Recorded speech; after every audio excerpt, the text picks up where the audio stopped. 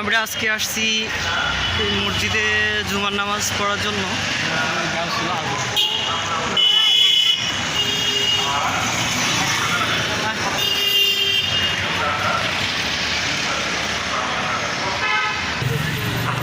ছাড়া ওটা হচ্ছে মহিলাদের নামাজ, এটা হচ্ছে মহিলাদের নামাজের জায়গা।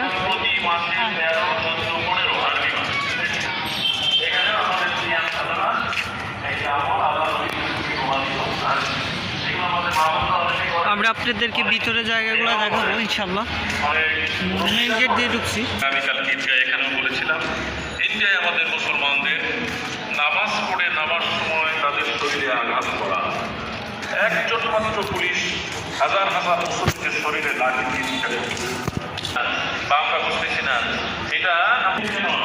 আমরা এখন নামাজের রুজু করতে যাব।